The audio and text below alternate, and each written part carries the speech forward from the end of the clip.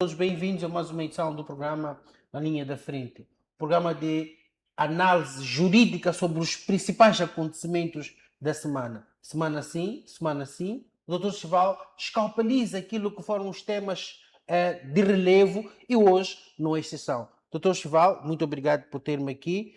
Vamos a mais uma edição do seu programa e tem como os temas escolhidos para conversa, análise do dia de hoje, a arbitragem internacional, proteção do investidor ou ameaça à soberania.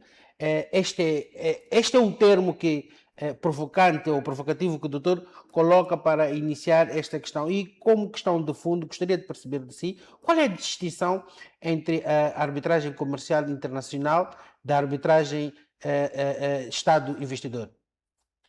Bom, muito obrigado. É preciso dizer, em primeiro lugar, que, tradicionalmente, os conflitos são dirimidos nos tribunais, quer sejam eles tribunais nacionais, tribunais internacionais, quando se trata de litígio envolvendo partes.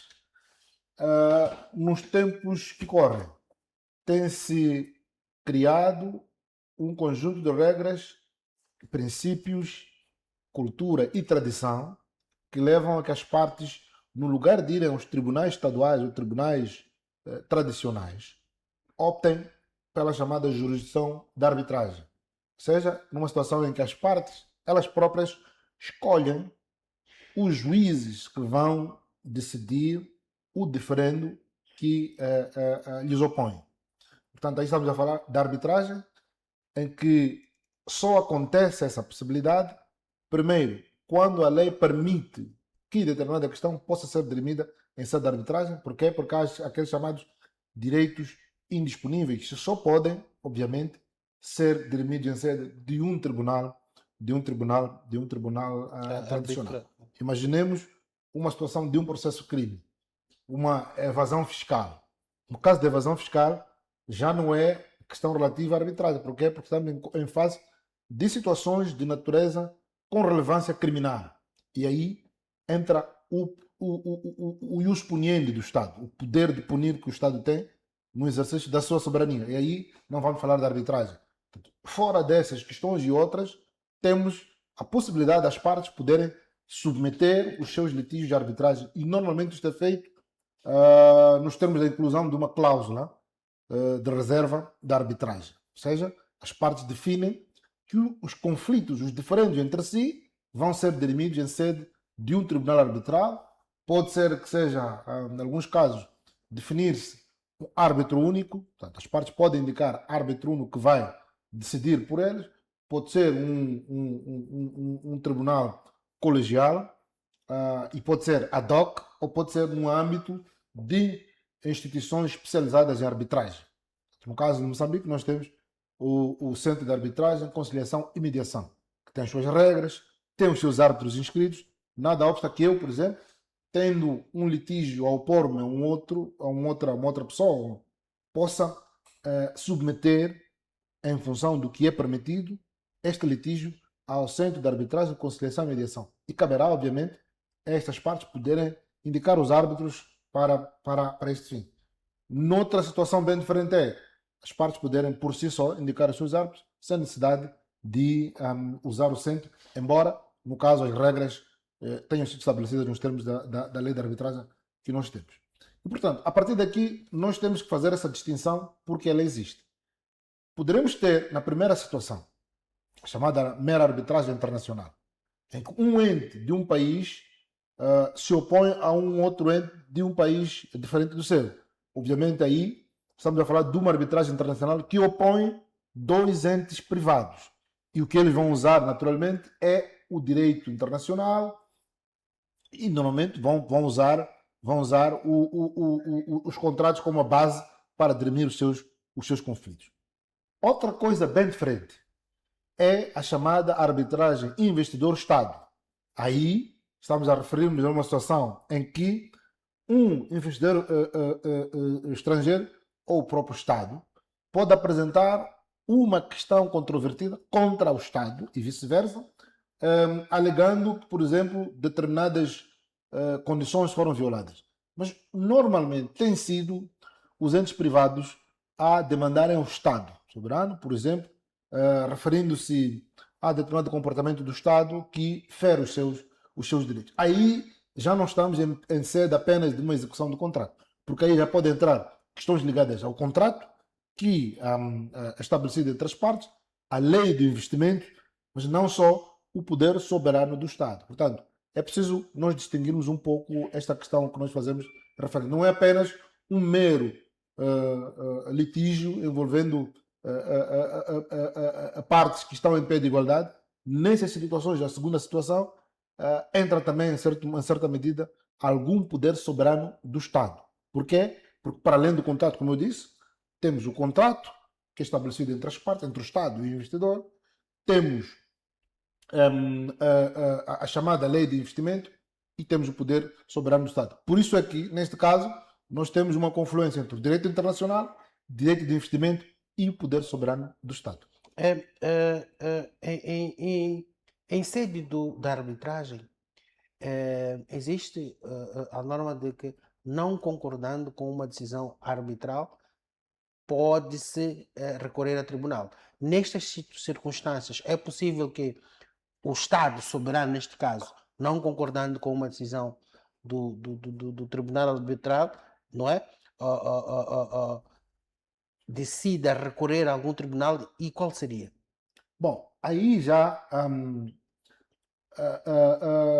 é uma questão interessante. Porquê?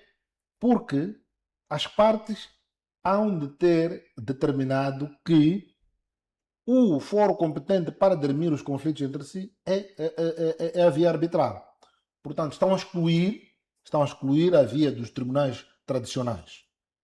Eu vou dar só um pequeno exemplo relativamente à nossa lei de arbitragem, não é? E, obviamente, as leis de outras paragens são um pouco mais desenvolvidas. No nosso caso, o Tribunal Judicial só entra quando se trate, por exemplo, de garantir, primeiro, a execução de uma sentença arbitral. Ou quando se trata de anular uma decisão arbitral, quando ela viola uma série de procedimentos que a própria lei estabelece. Portanto, não estamos a falar de ida aos tribunais como um mecanismo de recurso. Atenção, não é necessariamente um recurso. Não há aqui uma situação em que dissemos que é julgamento de primeira instância, não concordando, vamos a uma outra instância. Portanto, essa questão é que, a partir da altura que as partes determinam que os seus litígios vão ser dirimidos em sede de arbitragem, aí eles excluem os tribunais. Seja qual for a decisão, seja qual é de for cumprimento obrigatório. Excepto quando haja uma violação, quando tratem de decisões que violem, por exemplo, questões de ordem pública, entre outras, só para dar aqui um pequeno exemplo. Portanto, não há uma instância de recurso. É preciso sobre as decisões arbitrais. Sobre as decisões arbitrais. Portanto, as decisões arbitrais são, na sua maioria, definitivas e executórias. E por que isto é assim? É que, se nós estivéssemos a prever que existisse um mecanismo de recurso da decisão arbitral, portanto, estamos a fugir àquilo que é a natureza do próprio a natureza do próprio processo arbitral e o objetivo que se pretende ao criar estes mecanismos arbitrais. É que está provado que os tribunais comuns, para além de questões ligadas às próprias dificuldades tecnológicas e de outra natureza, apresentam uma situação de uma elevada morosidade processual. E, portanto, a partir daí, é importante permitir que outros entes atuem exclusivamente na resolução desta questão.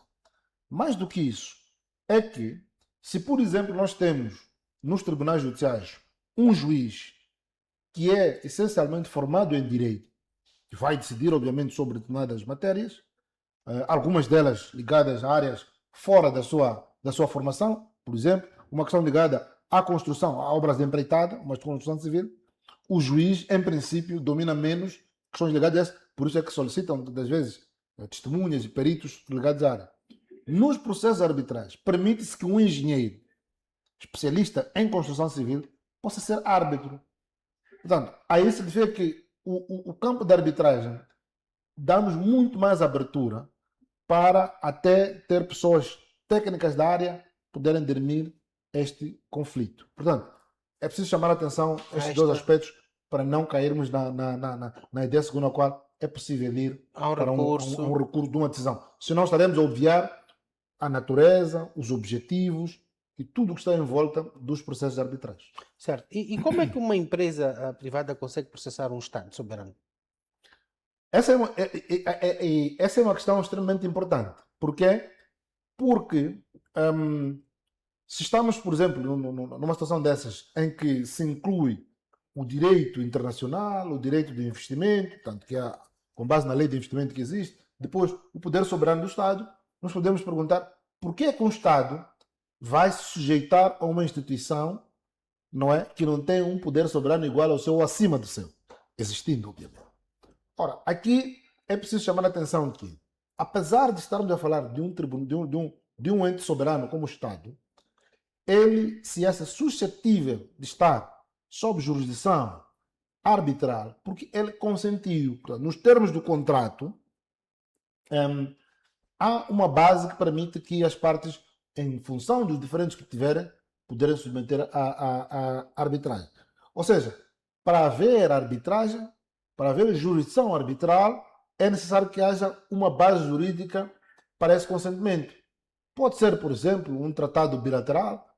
Moçambique tem tratados bilaterais com alguns países, África do Sul, Emirados Árabes Unidos, Portugal, em que determinem, por exemplo, nesses tratados, entre Estados, obviamente, se digam que nas demandas entre o Estado e os investidores se deve recorrer à arbitragem. Portanto, se permita recorrer à arbitragem. Portanto, por via de um tratado, é possível que assim seja. Mas também temos no quadro dos contratos celebrados entre as partes, no caso o Estado e este investidor, a determinação segundo a qual os litígios que emergirem desta relação devem ser dirimidos em sede de arbitragem. Ou seja, por outras palavras, o Estado não deixa de exercer o seu poder soberano. E é este poder soberano que lhe permite dizer que, em caso de conflito, eu me submeto à arbitragem. Portanto, a simples determinação num contrato assinado pelo Estado é também, nesse sentido, que vai no sentido de permitir que as demandas sejam dirimidas em sede de arbitragem, é também um ato de exercício de soberania. Portanto, o Estado não deixa de ser soberano por se permitir que os litígios de que ele faz parte possam ser dirimidos na arbitragem e não os tribunais comuns como nós conhecemos. A questão de fundo aqui seria, talvez, para o caro telespectador que acompanha os programas, o programa do Festival, por que é que o Estado coloca-se nessa situação? Poderia ele, por exemplo, por ser o detentor dos recursos, colocar-se numa situação de que não, eu não quero ir à arbitragem? Há espaço ou pode o investidor entrar numa situação em que o Estado recusa-se, por exemplo, a este tipo de cláusulas? Bom, aí a questão é, se não existir consentimento válido do Estado, não há arbitragem. Se o Estado não consentir que os seus litígios sejam dirimidos em arbitragem, portanto não há arbitragem. Só há arbitragem quando o Estado tiver dado o seu consentimento a que os litígios de que faça parte possam ser ou devam ser dirimidos em sede de arbitragem. E isto pode acontecer nos termos de um tratado, como eu disse, pode ser nos termos de uma lei, normalmente as leis de investimento permitem um pouco isto, mas também pode ser basicamente nos termos de um contrato, o contrato que o Estado celebra com este ente. Portanto, é importante quem assiste o Estado nestes contratos poder perceber em que termos é que se coloca a questão da jurisdição competente para dirimir os litígios. Mais do que isso, em que sentido é que isto pode, enfim, proteger os interesses também do Estado. Portanto, esta questão é importante antes do Estado avançar, quer por via desses tratados, por via das suas leis, em máximo lei de investimento, ou então por via dos chamados contratos que celebra com outras partes. Porquê? É preciso chamar também a atenção a isto, é que normalmente nos investimentos há um contrato que é celebrado entre o Estado e o ente privado. Por isso é que nós temos agência como a PIEX que trata um pouco destas matérias. Exato. Então, mas a questão de fundo aqui para qualquer telespectador que não seja exímio no direito é porque que o Estado colocar-se numa situação de submeter-se a árbitros internacionais? Bom, primeiro, é preciso chamar a atenção também a um outro aspecto. o simples facto de se dizer que o Estado é soberano não significa que este Estado não funciona à base de regras ou compromissos. Portanto, temos que olhar sempre que qualquer compromisso que o Estado celebra, falo nos termos do seu poder soberano. Portanto, não é uma simples questão que o Estado coloca. Portanto, há sempre o exercício. Se o Estado disser que, nos termos deste contrato, eu não quero que a questão seja ao nível do tribunal de arbitragem, assim não será. Mas se ele, a partir de uma certa altura, dizer que eu aceito que essas questões emergentes deste contrato sejam dirimidas em sede de arbitragem, assim não terá como ser. Portanto, cabe ao Estado soberano, no exercício da sua soberania, limitar determinadas faculdades através de contratos ou tratados. Portanto, é justamente no exercício, repito, no exercício do poder soberano do Estado que ele próprio limita alguns poderes seus nessa situação. E as pessoas podem perguntar, mas por que o Estado sujeitar-se a isso? Obviamente que existem razões de natureza econômica. Aqui não estou a imaginar que um Estado tenha a capacidade para impedir, por exemplo, um investidor que meta bilhões e bilhões de dólares numa economia como a nossa.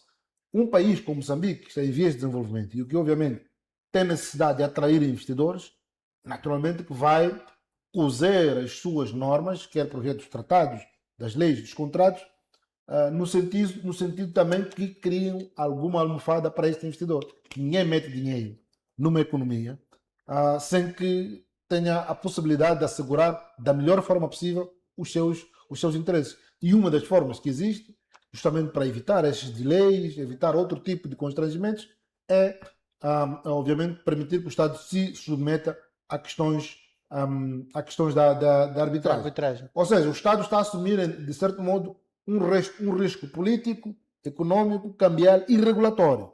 Mas falo, obviamente, no seu interesse em atrair este investidor. Portanto, no fim, o que o Estado quer é que se crie um ambiente propício para que os investidores sintam mais segurança do que se sentiriam se não houvesse a possibilidade de arbitragem. Só mesmo para perceber, está a dizer que o Estado, quando em negócios desta natureza, ele desce do seu pedestal e fica em situação igual ao investidor? Não necessariamente, porque o Estado continua a ter o poder de exercer a sua soberania. O que se está a dizer aqui é que, por exemplo, o Estado permite concessionar uma área de produção de gás, de grafite, de carvão ou de outro tipo de recurso natural que nós temos. Aquele recurso, aquela área não deixa de ser do Estado, continua a ser dos moçambicanos. Entretanto, o Estado deu parte dos seus poderes para um ente privado estrangeiro poder explorá-lo. Até pode não ser estrangeiro. Poder explorar aquilo. Porque o gás, por exemplo, o gás que está a sair da bacia do Rovuma, o gás é dos moçambicanos. Mas o Estado comprometeu-se com uma empresa chamada Eni para que ela possa explorar, exportar e dar aquilo que, enfim, tiver sido, em termos de ganhos, aquilo que tiver sido acordado com o Estado moçambicano.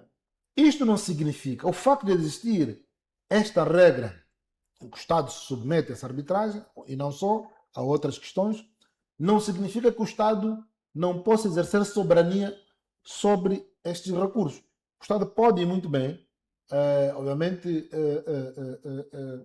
rescindir o contrato ou alterar as cláusulas.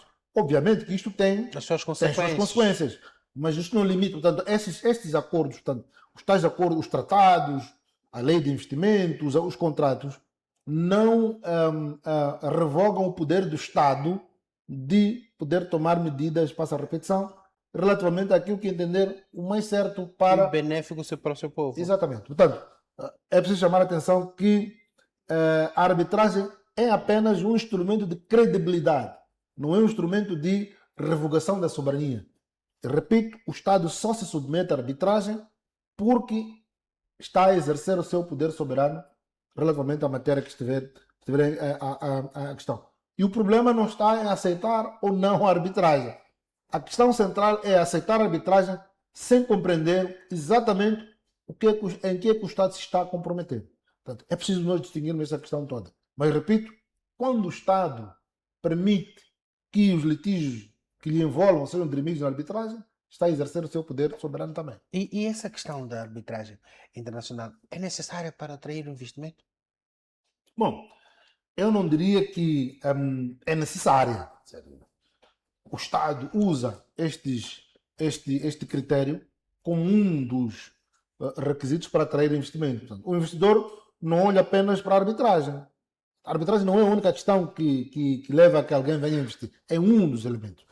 O investidor pode olhar, por exemplo, para questões ligadas à estabilidade política, à questão da fiscalidade, das infraestruturas, da mão de obra, acesso ao mercado, segurança, moeda, o sistema judicial e, sobretudo, a previsibilidade regulatória. Portanto, estes são os vários elementos de avaliação usados pelos investidores para dizer se vem a Moçambique ou não. Portanto, a arbitragem é apenas um deles. Agora, a arbitragem funciona como um dos instrumentos da segurança jurídica, da chamada previsibilidade regulatória. Portanto, o investidor sabe que se viermos para uma situação de investimento em Moçambique, em caso de litígio, pelo menos sei que há de haver um ente externo que não está vinculado nem a um nem ao outro para poder, portanto, um elemento independente dos dois entes que possa Não haverá um possível conflito de interesses, por exemplo? Exatamente. Portanto, ninguém pode levantar a bandeira da arbitragem como uma concessão ao investidor. Isto é, as regras internacionais de investimento, sobretudo o direito internacional de investimento, adota hoje a ideia segundo a qual a arbitragem é regra. Aliás, discute-se muito, os doutrinários discutem muito se a arbitragem deve continuar a ser tratada como mecanismo alternativo de resolução de conflitos. Por quê? Por uma razão muito simples. É que um dos elementos para considerar que há justiça é decisão em tempo oportuno dos tribunais ou de quem deve decidir. Considerando hoje que os tribunais levam tanto tempo, têm uma morosidade incrível para as decisões, obviamente, se compararmos com a arbitragem, que é mais expedita, embora cara, não acessível para qualquer um, devemos nos questionar se não é a arbitragem que está efetivamente a garantir a justiça, diferentemente do que acontece com os tribunais comuns. Logo, é discutível dizer que a arbitragem é o meio alternativo. Portanto, hoje em dia a arbitragem até é um meio, se podemos usar um termo, complementar, porque ele próprio acaba até exercendo as funções de fazer justiça que são do Estado, que não os contém. Portanto, a arbitragem deve ser vendida como uma parte da arquitetura da segurança jurídica e não como essencial. Aqui, por exemplo, doutor Givaldo, estaríamos perante, há quem diga, há quem possa pensar assim, tendo em atenção a explicação que o doutor faz, que pode estar a haver aqui uma dualidade de critérios, onde o investidor estrangeiro não acabaria isto por ter direitos que o empresário moçambicano não tem? Bom, aqui costuma... essa crítica eu acho que é legítima, não é? Diga-se de passagem, e merece obviamente ser levada a sério. O direito internacional do investimento surgiu para proteger os investidores, porque já se acha que o Estado tem o tal poder de autoridade, apesar de ser dono de recursos, mas o direito internacional de investimento surgiu para proteger os investidores. É verdade que isto pode criar uma certa assimetria entre o investidor estrangeiro, protegidos, e o investidor nacional, que depende essencialmente do direito interno. Não há dúvidas quanto a isso. Portanto, se houver uma peleja hoje entre o Estado e um particular nacional, obviamente, o normal é que estes litígios possam ir ao tribunal administrativo. Sem embargo, obviamente, da chamada arbitragem administrativa que também existe. Mas, não só ela não é prática, como não é muito usada, tudo que é litígio vai em sede do tribunal administrativo. Portanto, essa é a verdade que existe essa diferenciação, existe essa simetria e, naturalmente, é preciso corrigir. Agora, o que é preciso fazer não é diminuir os privilégios do investidor estrangeiro, é criar melhores condições de previsibilidade, melhores condições de segurança de todos os investidores, sejam eles estrangeiros ou nacionais. Se nós criarmos isso, Portanto, não havemos de ver esta assimetria. É o investidor nacional sentir-se também seguro quando contrata com o Estado. Portanto, o que deve ser feito é justamente garantir esta proteção, como se teria a garantir a proteção ao investidor estrangeiro. Não significa baixar os estándares, mas é criar condições para o investidor nacional se sentir à vontade e poder investir também. Certo, doutor Chival, recebemos agora a notificação por parte da nossa realização. Temos de ir ao nosso intervalo, até porque temos compromissos comerciais por cumprir. Assim, caro telespectador, peço para que aguarde aí, depois voltamos dentro de instantes.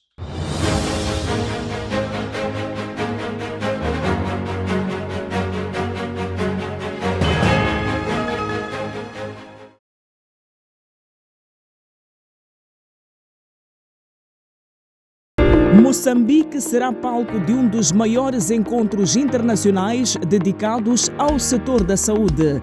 A Mozambique Medical Expo 2026, segunda edição.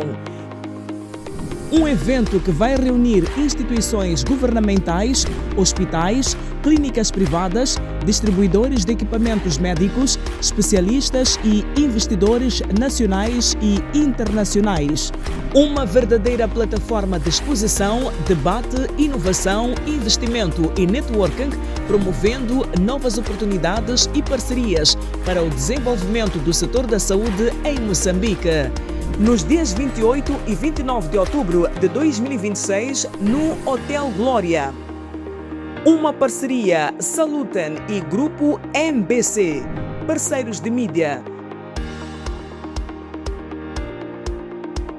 Parceiro institucional, Governo de Moçambique, ANARME.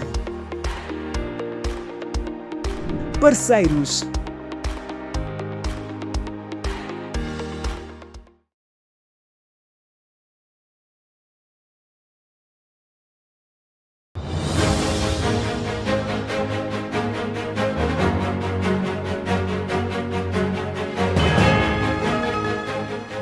Saudações, sejam todos bem-vindos à segunda parte do programa Linha da Frente.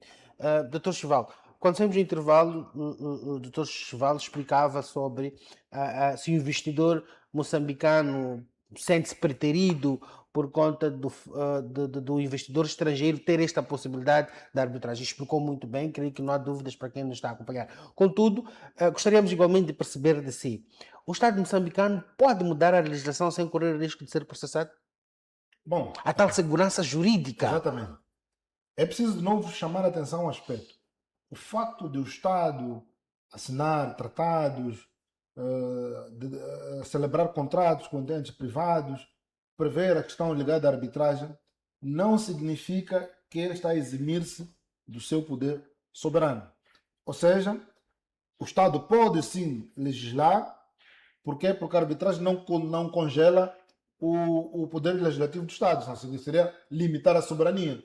Portanto, o Estado só se coloca nessa situação porque sabe que tem que respeitar compromissos assumidos ou com Estados ou com particular. Mas isto não significa que o Estado fica refém de todos esses amarros. Um Estado completo ficar refém de um contrato que estabelece. Portanto, a questão é saber se qualquer lei que for aprovada viola ou não uma obrigação internacional específica ou garantia contratual ou então um padrão de proteção assumido pelo Estado. Portanto, em termos sintéticos, o Estado sim pode legislar como bem entender. Obviamente que isso tem consequências. Por exemplo, imaginemos que o Estado quer alterar o regime de tributação no setor extrativo e obviamente que isto vai abarcar todos os contratos que tiverem sido celebrados.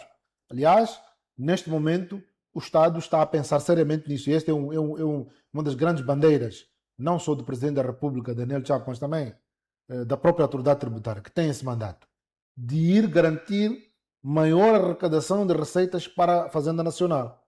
E isto passa, naturalmente, por rever algumas cláusulas contratuais estabelecidas nos contratos de grandes investimentos estabelecidos com, sobretudo, essas multinacionais no setor. Mas o Dr. Chival já trouxe esse assunto. Não é este o medo do investidor? Não, isto não vai fazer recuar com que o investidor venha ao nosso país se não tem a certeza de que as normas são seguras e o Estado não pode alterá-las quando bem entender? Bom, o problema não é se o Estado pode alterar ou não. Está claro que está a lidar com o Estado soberano. E se esse Estado soberano entender que o que ele estabeleceu num determinado contrato já não o satisfaz, nomeadamente se descobrir, por exemplo, que o modelo de tributação do setor extrativo não favorece os interesses dos moçambicanos, pode optar por um outro regime. O mais importante é perceber que, primeiro, existe essa garantia, por exemplo, as cláusulas de estabilidade que são estabelecidas nesses contratos. Primeiro, a imutação do regime tributário dentre várias questões, ou, por exemplo, determinado período. ir à arbitragem. Exatamente, enquanto estiver a executar-se aquele contrato. Esta é a garantia formal que existe. Agora, se cada uma das partes agir fora daquilo que está estabelecido neste contrato, obviamente que Haverá sanções. haverá sanções, há implicações. É para isto que o direito existe. Para fazer valer situações de violação de interesses de parte a parte. Portanto, não significa que o Estado fica amarrado ad eterno a estes contratos. Pode agir até em sentido diverso do que prevê esses contratos, só que isto tem as suas implicações. Por isso é que, por exemplo, ouvimos agora que no caso da tributação das mais-valias, na transação que foi feita pela Galp, a Galp já avançou para a arbitragem. Por quê? Porque ele entende que este é o mecanismo para fazer valer o meu direito, o Estado moçambicano, a de ir se defender como bem entender. Portanto, o direito existe justamente para fazer uma justa posição dos interesses das partes. Exato. E doutor Chival, a ameaça da arbitragem poderia ser usada como um instrumento de pressão? Bom, e essa é uma pergunta interessante também. Por quê que ela é interessante? É que, normalmente nestes contratos, costuma haver um conflito entre a necessidade do Estado maximizar, por exemplo, receitas, e normalmente essa questão discute-se muito. A questão da arbitragem nesses processos entra mais quando se trata de tributação. A maior parte dos conflitos está ligada à tributação. Quando o Estado pretende maximizar as suas receitas, o investidor obviamente também prefere minimizar os custos que tem com um determinado Estado. E é por isso que e é normalmente, por isso eu disse no princípio, tendencialmente tem sido o particular, o investidor, a ir à arbitragem, tende a usar o instrumento de arbitragem para pressionar o Estado. E por uma razão muito simples. É que, primeiro, essas corporações estrangeiras estão habituadas às questões de arbitragem, têm estruturas jurídicas muito rodadas, passa a expressão, em matéria de arbitragem. E não têm responsabilidade de pagar salários, de construir estradas, como tem o Estado. O Estado começa a pensar se não valeria a pena usar o dinheiro que vai usar para pagar os custos de arbitragem para, por exemplo, construir um hospital. Portanto, eles sabem que o Estado tem recursos limitados, mas essas multinacionais têm recursos quase que ilimitados para essas questões.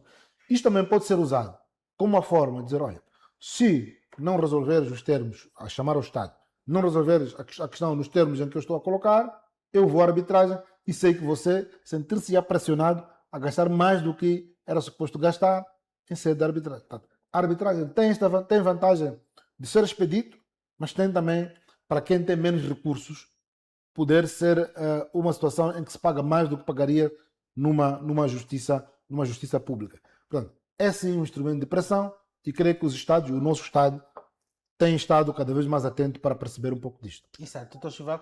Terminamos o primeiro tema. Vamos agora entrar para o segundo tema, que tem que ver com o papel do primeiro-ministro na ordem jurídica moçambicana. Tivemos a comemoração dos 40 anos da figura do primeiro-ministro.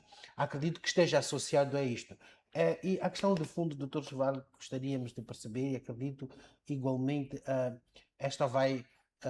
a questão vai de mim para si, através do telespectador. Antes da política, qual é o estatuto constitucional do primeiro-ministro em Moçambique, doutor Chival?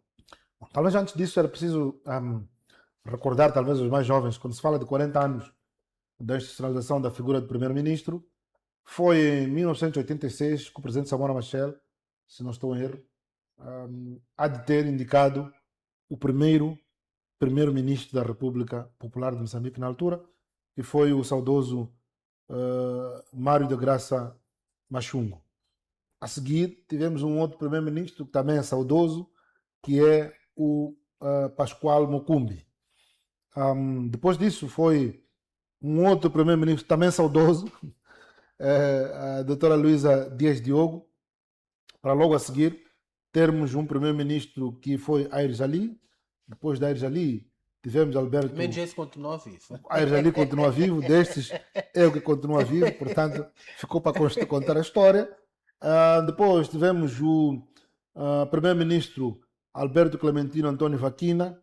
A seguir tivemos Carlos Agostinho de Rosário, Adriano Maliani e hoje temos a veneranda Maria Benvina Delfina Levi. Portanto, é uma naipe considerável de primeiros ministros que, portanto, têm experiências para poderem contar aos nossos concidadãos. Eu considero a figura de primeiro-ministro como, no fundo, a alteração que houve na nossa República, porque durante muito tempo nós tivemos, pelo menos durante 11 anos, tivemos a figura de partido-Estado. O Partido Frelimo era praticamente o partido-Estado. Tínhamos o presidente Samora Machel, em algum momento, que dirigia não só o Estado, mas também as sessões da Assembleia Popular. Portanto, mas depois houve uma pequena evolução em que o vice-presidente da Frelimo passou a ser presidente da Assembleia Popular. Portanto, é no fundo a distribuição de poderes que houve. Portanto, o surgimento da figura do primeiro-ministro trouxe outras nuances. Por isso é que eu digo que hoje o primeiro-ministro é uma figura constitucionalmente relevante, porque ela vem prevista lá. Mas é preciso chamar a atenção que não é titular autônomo do Poder Executivo. Poderia dizer que a Constituição coloca o primeiro-ministro como o primeiro dentre os ministros, não mais do que isso. Se nós tivéssemos constituições que falam do Presidente da República como titular do Poder Executivo, o primeiro-ministro é colocado como um dos auxiliares do titular do Poder Executivo. Porque o Presidente da República é chefe de Estado, chefe de governo, comandante-chefe das Forças de Defesa e Segurança e chamado também mais alto magistrado da nação. Por quê? Porque nós estamos a falar de um país com um regime presidencialista, e eu acrescento presidencialista reforçado, porque de facto o Presidente da República concentra em si um manancial de poderes que é considerável. E o primeiro-ministro tem funções próprias, nomeadamente assistir o chefe de Estado, o Presidente da República, como eu disse, é o primeiro dentro do ministro. É um corta-fita, Dr. Chivar. Poderíamos dizer isso. Se nós quiséssemos comparar com o Ministério, poderíamos dizer que é o secretário permanente do governo, o primeiro-ministro. Ele garante a coordenação da ação governativa, porque o Presidente da República, enquanto chefe de governo, faz a direção política. As sessões da terça-feira, obviamente, são de mera coordenação política. É preciso chamar a atenção que antes das sessões das terças-feiras há uma sessão dirigida pelo primeiro-ministro, que é, no fundo, a preparação da sessão a seguir do Conselho de Ministros. O primeiro-ministro, no fundo, é que faz, eu diria, o controle da direção executiva do Conselho de Ministros. O Presidente da República, como chefe do governo, faz a chamada direção política. Portanto, é preciso dizer particularmente isto. No sistema parlamentarista, que é, por exemplo, vou direto a Portugal, é um dos sistemas que mais acompanhamos. O papel do primeiro-ministro nosso moçambicano assemelha-se ao papel do presidente da República de Portugal, se não estou errado. Em algumas matérias, portanto, há ali porque o Presidente da República não é executivo. Em Portugal nós temos uma situação em que o Presidente da República é efetivamente o tal corta-fitas. Quem exerce a direção, o poder executivo do Estado, é o primeiro-ministro eleito pelo povo. Que é, exatamente, é eleito por via da Assembleia, portanto a sua legitimidade decorre dos resultados das eleições legislativas.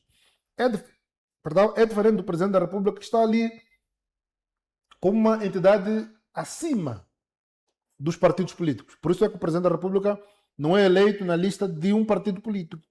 Não está vinculado a um partido político. Não exerce funções Até político-partidárias. pode vir de um partido. Pode vir de um partido, Mas sabemos, após a sua eleição, mas ele não exerce funções político-partidárias. Nem tem que se intrometer. Por isso é que nós vemos nos congressos dos vários partidos, o Presidente da República lá não está. Ainda que seja do seu próprio partido. Ainda que seja do seu partido. E por isso, mesmo nas Forças de Defesa e Segurança em Portugal, há uma diferença em que o Primeiro-Ministro, por exemplo,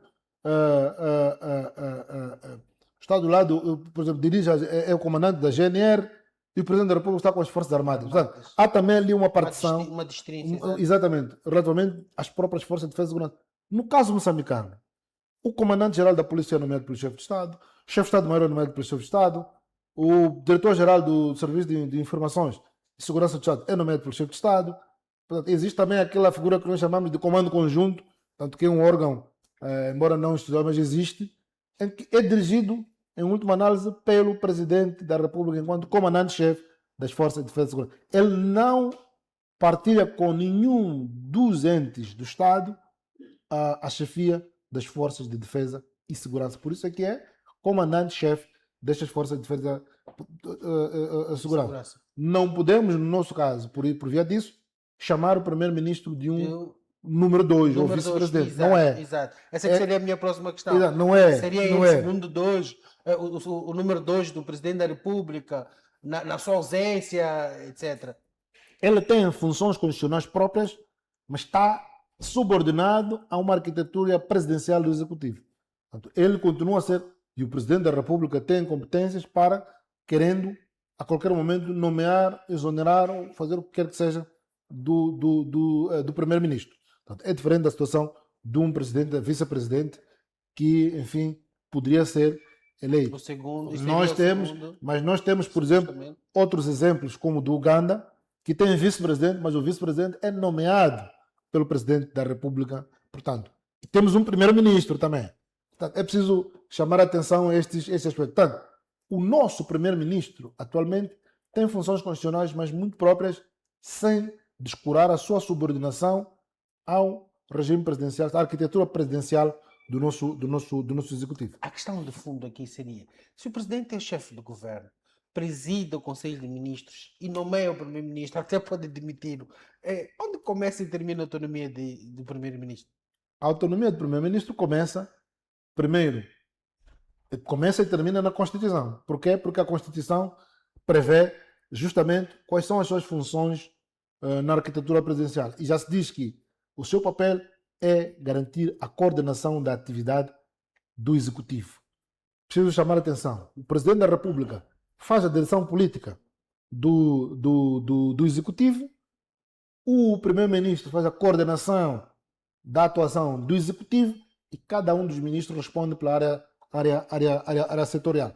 Portanto, diríamos, eu não diria, usando uma expressão em Xangana, que o Primeiro-Ministro é uma espécie de uma rumecana do Presidente da República. Por quê?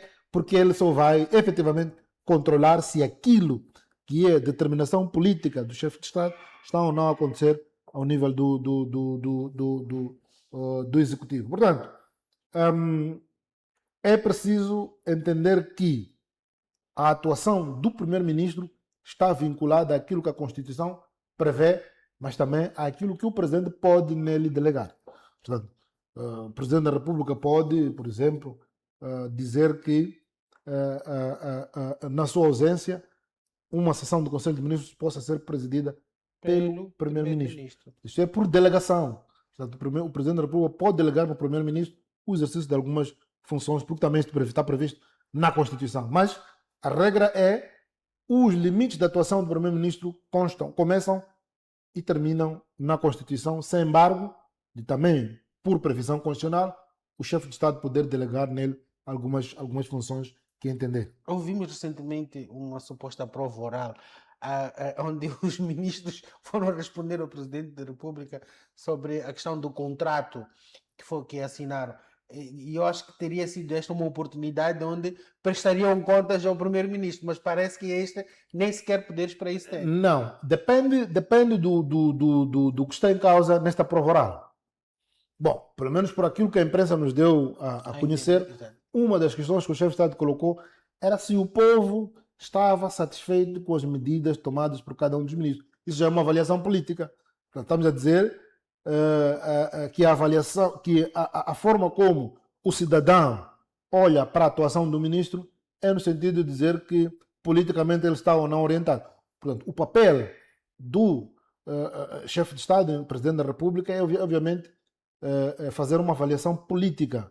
O impacto que as medidas que cada um dos ministros toma tem no cidadão. Isso já é uma avaliação política. Agora, o papel, e porque o primeiro-ministro também é auxiliar do titular do Poder Executivo, no nosso caso o Presidente da República, é óbvio que ele também vai ser avaliado se a sua coordenação satisfaz ou não os interesses dos moçambicanos. Se ele está a coordenar da forma mais evidente, se o Primeiro-Ministro consegue traduzir os comandos políticos para aquilo que tem que ser a atuação setorial de cada um dos ministros. Portanto, eu creio que é isso. Este é um tema para um outro debate, até porque, tendo atenção ao que o Dr. Chuval disse, foi uma avaliação em que perguntava se o povo está satisfeito. Eu garanto que muitos ministros não voltavam para os seus ministérios. Mas, conforme disse, este é um tema para outro debate. Agora, Dr. Chuval, pode sim, pode existir conflito entre o presidente e o primeiro-ministro? Bom, os conflitos existem em qualquer circunstância. Pode até existir um conflito entre o Presidente da República e o Ministro. Isto é normal, já houve. Alguns foram exonerados justamente por conta desses conflitos de várias naturezas. Do ponto de vista legal, do ponto de vista constitucional, a verdade, não vejo que possa existir essa questão da dupla, ou seja, dupla chefia do Executivo, não é? Primeiro porque o Primeiro-Ministro não dispõe de igual legitimidade que tem o chefe de Estado. O chefe de Estado foi eleito. Aonde é que ele vai reclamar essa legitimidade? Sítio algum. Portanto, ele é nomeado pelo chefe de Estado, ele subordina-se sempre ao chefe de Estado e nunca a um outro poder. E nem pode ir à Assembleia dizer que, olha, eu demando desta casa e, portanto, estou a colocar esta e aquela questão contra o chefe de Estado. Obviamente, se o primeiro-ministro tentasse criar uma agenda própria contra a orientação presidencial, obviamente que isto dá lugar a uma exoneração como qualquer presidente faria nessas circunstâncias. Última questão, até porque já não dispomos de mais tempo, e esta é, acredito que a questão de fundo e a mais pertinente. Se o presidente é chefe de governo, precisamos realmente de um primeiro-ministro e para quê? Eu continuo a dizer que, e o professor Oscar Monteiro disse isso, que tinha sido preparada, quando se instituiu a figura do primeiro-ministro, tinha sido preparada uma proposta em que o primeiro-ministro seria o chefe do executivo, chefe do governo. Pronto. A semelhança do que acontece, por Do que exemplo, acontece em noutros Portugal. países. Há quem diz que, quando essa questão foi colocada, e já se estava a conversar com a Renamo, Afonso Dhlakama teria dito que, em África, o chefe, em princípio, manda em tudo. Portanto, a cultura dos africanos tem que ser esta, em que o chefe não quer sequer uma sombra. Por isso é que temos uma figura de primeiro-ministro com especificidades próprias dos moçambicanos. A questão é se é ou não necessário existir um primeiro-ministro. Eu diria que, em parte, é necessário, considerando o seu papel de coordenação da atividade dos ministros.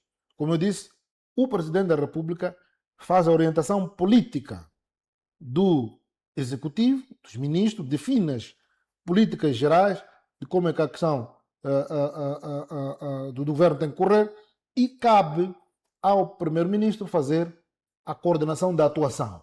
Suponhamos que, por exemplo, em função de um comando político que tem um Ministro da Economia, há matérias, imaginemos, vamos dar só aqui um pequeno exemplo, a melhoria do ambiente de negócios.